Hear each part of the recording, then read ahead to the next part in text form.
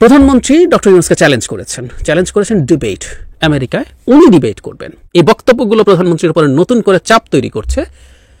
এটা প্রধানমন্ত্রীর এই সংবাদ সম্মেলনে খুব স্পষ্টভাবে বোঝা গেল। আজিজ বেনজির আসাদুজ্জামান মিয়াদের পর এবার সরকারের দুই প্রতিমন্ত্রীর আমলনামা অর্থাৎ অপকর্ম দুর্নীতির ফিরিস্তি গণমাধ্যমে উঠে এসেছে। সরকারের মন্ত্রীদের আমলনামা গণমাধ্যমে উঠে আসতে শুরু করবে এবং সেটা সম্ভবত শুরু হয়েছে। দর্শক, ধীরে ধীরে আরো ঘটনা ঘটতে শুরু করেছে। এনবিআর এর প্রথম সচিবের ফ্ল্যাট প্লট জব্দ, সঞ্চয়পত্র অবরুদ্ধের আদেশ। বাংলাদেশের মাটিতে ভূখণ্ডে একটা স্বাধীন রাষ্ট্রে আমার দেশে অন্য দেশের রেল লাইন সংযোগ স্থাপন সংসদে আলোচনা হয় না, বিরোধী দলের সাথে আলোচনা হয় না, গণশুনানি হয় না। এটা রাষ্ট্র বিরোধী, এটা আমাদের সংবিধান বিরোধী। সরকারের বিরুদ্ধে মামলা করা উচিত। দর্শক, গুরুত্বপূর্ণ একটি ভিডিওতে আপনাদের সকলকে স্বাগতম। দর্শক, আজকের ভিডিওতে আপনাদের সামনে বেশ কয়েকটি গুরুত্বপূর্ণ ভিডিও ফুটেজ নিয়ে হাজির হয়েছি।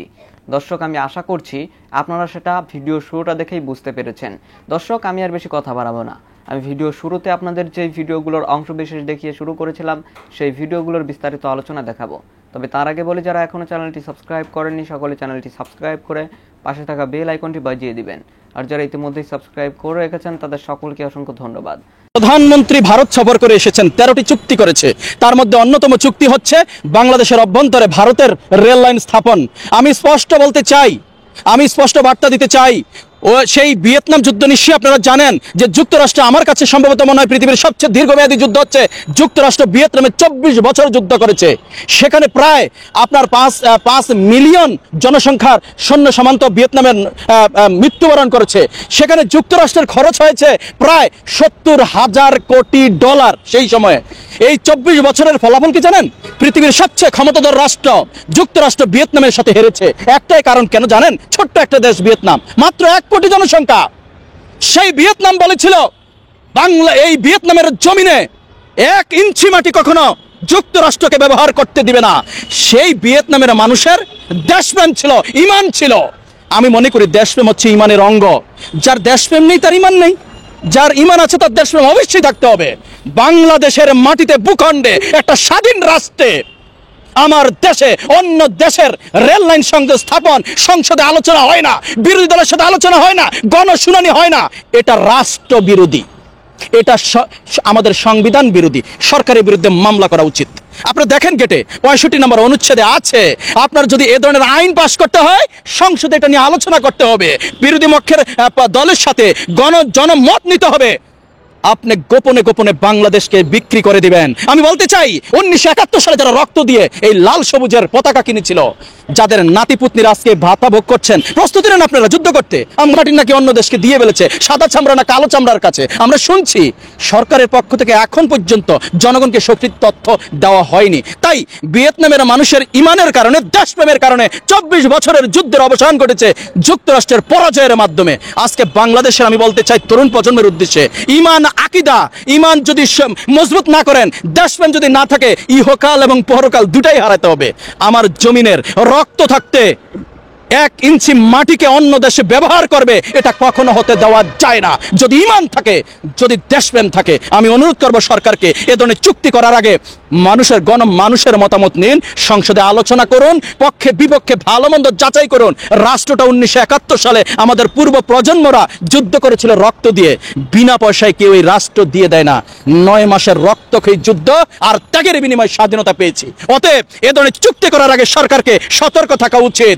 রাষ্ট্র আমার আগামী প্রজন্মের, আপনি চাইলে ধ্বংস করতে পারেন না। এজন্য জবাবদিহি করতে হবে জনগণের কাছে, আপনাকে, ইতিহাসের কাছে। প্রধানমন্ত্রী ডক্টর ইউনূসকে চ্যালেঞ্জ করেছেন ডিবেট। আমেরিকায় উনি ডিবেট করবেন। আমাদের কি বলা উচিত এখন? আমি ব্যক্তিগতভাবে মনে করি ডক্টর ইউনূসের প্রধানমন্ত্রীর সাথে ডিবেট করার এই প্রস্তাবটা গ্রহণ করা উচিত একটা প্রকাশ্য জায়গায় এবং আনইন্টারাপ্টেড লাইভ টেলিকাস্টিংয়ে এরকম একটা ডিবেটের প্রস্তাব ডক্টর ইউনূসের গ্রহণ করা উচিত। আই রিপিট, এটা উনি জানেন উনি কি করবেন, কিন্তু আমার কাছে মনে হয়, এবং একটা সমাজে এই তর্ক বিতর্কগুলো বিভিন্ন পক্ষে হওয়ার চাইতে সামনাসামনি হওয়ারও এক ধরনের গুরুত্ব নিশ্চয়ই আছে, এবং প্রধানমন্ত্রী স্বয়ং এটা চাইছেন। আমি প্রধানমন্ত্রীর এই চাওয়াটাকেও ওয়েলকাম করি, এবং সেটা যদি এইভাবে প্রকাশ্যে আমাদের জাতির সামনে হয় তাহলে এটা যে কোনো বিবেচনায় ভালো হবে। কিন্তু যে জায়গাটায় আসছিলাম, যে এইবার আমি প্রধানমন্ত্রীকে ডক্টর ইউনূসের বিরুদ্ধে অনেক বেশি অ্যাগ্রেসিভ দেখেছি। ওই যে বললাম, সে বলছেন ক্রমাগত, আপনার ভিডিওটা শুনে দেখতে পারেন, ক্রমাগত তাকে সে বলে সম্বোধন করছেন। ওনার ভাষার মধ্যে, ওনার কণ্ঠস্বরের অন্যান্য যা যা ফ্যাক্টরস আছে সেগুলো, তার বডি ল্যাঙ্গুয়েজ, এর মধ্যে প্রচুর প্রচুর অস্বস্তি, প্রচুর অস্থিরতা, ক্ষোভ এগুলো ছিল। তার মানেটা কি? তার মানে আমরা এটা ধরতে পারি, ওই যে বলেছি যে আপনি যদি কাউকে নিয়ে খুব বেশি ঝামেলায় না থাকেন, তাহলে আপনি আসলে খুব বেশি আর ঝামেলা করার কথা না। আপনি রিল্যাক্স থাকবেন, হালকা, যেমন ডক্টর ইউনূসকে পানিতে চুবাই দিয়ে আসবো, এই চুবানোর কথা অবশ্য টাইম ম্যাগাজিন তাদের ওখানে লিখেছে। এই ধরনের একটু হাসি ঠাট্টা, যেহেতু আপনি বিজয়ী আছেন, উনি খুব ব্যাকফুটে আছেন, তাই আপনি এই সব করেই জিনিসটা শেষ করতে চাইবেন। কিন্তু ইদানিং আমি ধারণা করি ডক্টর ইউনূসের কারণে প্রধানমন্ত্রীর উপরে চাপ বাড়ছে। আই রিপিট, প্রধানমন্ত্রীর উপরে চাপ বাড়ছে। এবং এটার কারণটাও আমি ধারণা করতে পারি, সেটা হচ্ছে ডক্টর ইউনূস দীর্ঘদিনের নীরবতা ভেঙে উনি এখন প্রকাশ্যে বেশ স্পষ্টভাবে সরকারকে ক্যাটেগরাইজ করছেন। এই সরকার জনগণের ভোটে নির্বাচিত না, এই সরকারের জনভিত্তি নেই, এই সরকার একটা কর্তৃত্বপরায়ণ সরকার, এই ধরনের কথা উনি বেশ কঠোরভাবে বলছেন। এবং উনি জনগণকে তাদের অধিকার রক্ষার জন্য ফাইট করার কথা বলছেন। এই জিনিসগুলো ডক্টর ইউনূস বলা মানে কিন্তু আমি, আপনি বা অনেকেই বলা না। ডক্টর ইউনূস বলা মানে হচ্ছে সারা পৃথিবীতে এই জিনিসগুলো ছড়িয়ে যাওয়া। আমি নিজেও কথাটা বলেছি, ডক্টর মুবাশশির যে কথাটা বলেছেন যে দীর্ঘদিন উনি এগুলো বলেননি, চুপ থাকার চেষ্টা করেছেন। ইভেন আমি একটা কলাম লিখেছি এটা নিয়ে, যে ডয়চে ভেলেকে ডক্টর ইউনূস প্রকাশ্যে বলছেন খালিদ মহিউদ্দিনকে যে আমি চুপ থাকার চেষ্টা করেছি। মানে খালিদ মহিউদ্দিন জিজ্ঞেস করছে যে চুপ ছিলেন, হ্যাঁ আমি চুপ থাকার চেষ্টা করেছি যাতে অ্যাভয়েড করা যায় প্রবলেম। পাল্টা প্রশ্ন তাকে জিজ্ঞেস করা হয় যে তাহলে কি পেরেছেন? উনি বলছেন পারেননি। সো ফাইনালি হি রিয়েলাইজড, এবং সেটার জন্য উনি ওনার যা ইনহিবিশন ছিল ভেতরে সেগুলো ভেঙে বেরিয়ে এসছেন। এগুলোই এখন সরকারকে আরো ক্ষুব্ধ করছে। এখন কেউ কেউ বলতে পারে এতে কি বেশি ক্ষুব্ধ হলো? আমি পাল্টা প্রশ্ন করি, উনি যখন বলেননি তখন কি কোনো লাভ হয়েছিল? ওনার উপরে যা হওয়ার তা হচ্ছিল, তা হবে। বরং উনি যখন যেভাবে ফাইট করার চেষ্টা করছেন, ফাইট ব্যাক করছেন, এটা ওনাকে বরং এই ব্যাপারে সাহায্য করতে পারে। এবং আমি মনে করি ওনার যে বক্তব্য, এই বক্তব্যগুলো যে কাজ করছে, এই বক্তব্যগুলো প্রধানমন্ত্রীর উপরে নতুন করে চাপ তৈরি করছে, এটা প্রধানমন্ত্রীর এই সংবাদ সম্মেলনে খুব স্পষ্টভাবে বোঝা গেল। আজিজ বেনজির আসাদুজ্জামান মিয়াদের পর এবার সরকারের দুই প্রতিমন্ত্রীর আমলনামা অর্থাৎ অপকর্ম দুর্নীতির ফিরিস্তি গণমাধ্যমে উঠে এসেছে। সরকারের মন্ত্রীদের আমলনামা গণমাধ্যমে উঠে আসতে শুরু করবে এবং সেটা সম্ভবত শুরু হয়েছে। তার মানে এই ওয়েব সিরিজের প্রথম সিজনটা এখনো শেষ হয়নি, কিন্তু তার আগেই সেকেন্ড সিজনের ট্রেইলার দেখানো শুরু হয়ে গেছে।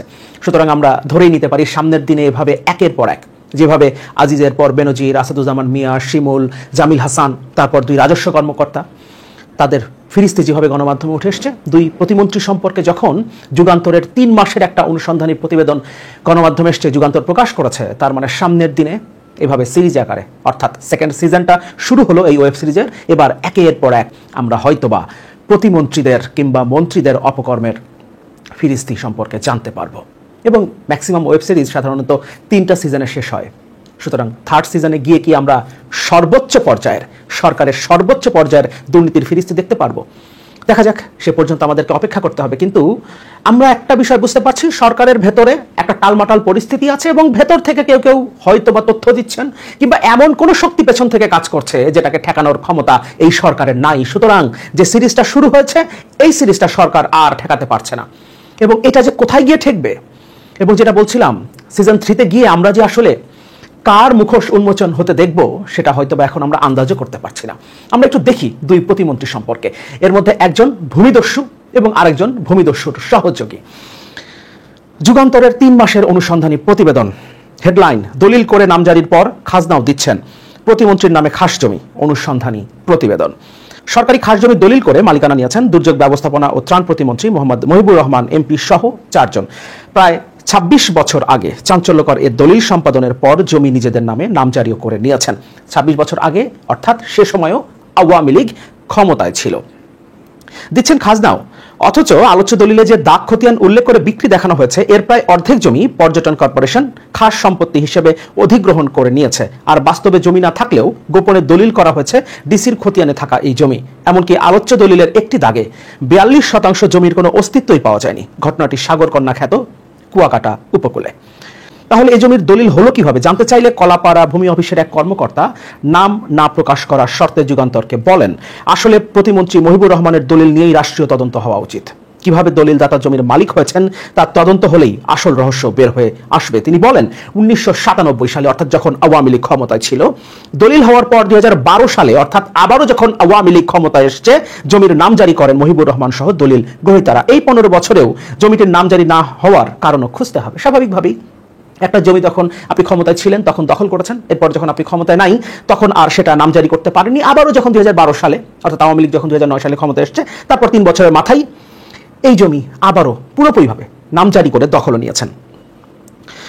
এরপর সংসদ সদস্য হওয়ার পর 2018 সালে মহিবুর রহমান জমি দখল করে নেন। পানি সম্পদ প্রতিমন্ত্রীকে দেওয়া ত্রাণ প্রতিমন্ত্রীর ডিও লেটারের তথ্য তালাশ করতে গিয়ে যুগান্তরের 3 মাসের অনুসন্ধানে একের পর এক চাঞ্চল্যকর তথ্য বেরিয়ে আসে।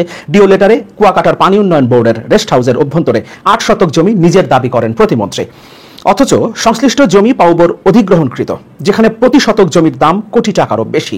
এমনকি পাউবো রেস্ট হাউসের সীমানায় ঢুকে নিজের জমি দাবি করে 5টি পিলারও স্থাপন করেছিলেন তিনি। তখন তিনি স্থানীয় সংসদ সদস্য আর প্রতিমন্ত্রী হিসেবে শপথের 15 দিনের মাথায় 1 নম্বর খাসখতিয়ানের জমি নিজের দাবি করে ডিও দেন। ডিও লেটারে জমির মালিকানার বিষয়ে নিজের পক্ষে শক্ত অবস্থান তুলে ধরে প্রতিমন্ত্রী পাউবোর চলমান মামলা নিষ্পত্তি চেয়েছেন, অথচ এ জমির 1968 সালে অধিগ্রহণ করে পাউবো অর্থাৎ পানি উন্নয়ন বোর্ড। এখন পর্যন্ত আমরা একজন প্রতিমন্ত্রীর নাম পেয়েছি, মোহাম্মদ মহিবুর রহমান, যিনি দুর্যোগ ব্যবস্থাপনা ও ত্রাণ মন্ত্রণালয়ের প্রতিমন্ত্রী। আরেকজন প্রতিমন্ত্রী আছেন এই ঘটনায়, যিনি এই ত্রাণ প্রতিমন্ত্রীর সহযোগী, যিনি তার পক্ষে ডিও লেটার দিয়েছেন। 1997 সাল থেকে প্রসেসটা শুরু করেছে।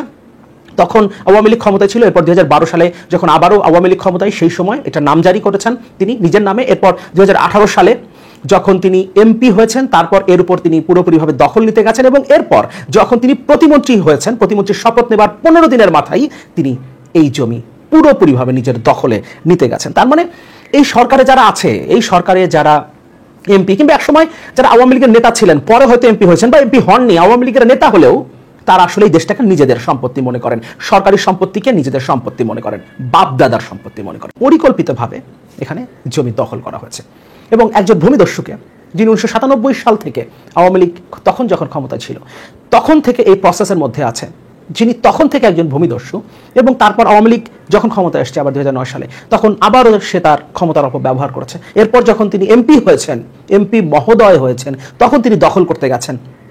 এরপর যখন তিনি মন্ত্রী মহোদয় হয়েছেন, প্রতিমন্ত্রী হয়েছেন, তখন তিনি 15 দিনের মাথায় শপথ নেওয়ার 15 দিনের মাথায় জমি দখল করতে চলে গেছেন এবং তাদেরকেই মন্ত্রিসভায় নেওয়া হয়েছে। এই ভূমিদস্যু, জলদস্যু, এই দুর্নীতিবাজ, টাকা পাচারকারী, ব্যাংক ডাকাত, এদেরকে দিয়েই এই সরকারটা গঠন করা হয়েছে। এই সিন্ডিকেট, চোর, ডাকাত, বদমাশ, গুন্ডা, মাদক পাচারকারী, অস্ত্র পাচারকারী, বিদেশে টাকা পাচারকারী, এদেরকে দিয়ে এই সরকারটা গঠন করা হয়েছে। কিন্তু সময় আস্তে আস্তে ফুরিয়ে আসছে। এপিসোড 1, 2, 3, 4 করে সিজন 1 প্রায় শেষ। সিজন 2 ট্রেইলার আমরা দেখতে পেলাম। সিজন 1-এর মতো এবার এমপি মন্ত্রীদের অপকর্মের ফিরিস্তি গণমাধ্যমে আসার পালা। দর্শক, আমি আশা করছি আপনারা সকলেই অত্যন্ত মনোযোগ সহকারে সবগুলো ভিডিও দেখেছেন। এমনকি দর্শক, যদি এই ভিডিওগুলো সম্পর্কে আপনাদের কোনো মতামত থেকে থাকে তাহলে তো অবশ্যই জানাবেন। দর্শক, নিউজটি শেষ করছি এখানেই, ফিরছি পরবর্তী নিউজে নতুন কোনো টপিকে। আল্লাহ হাফেজ।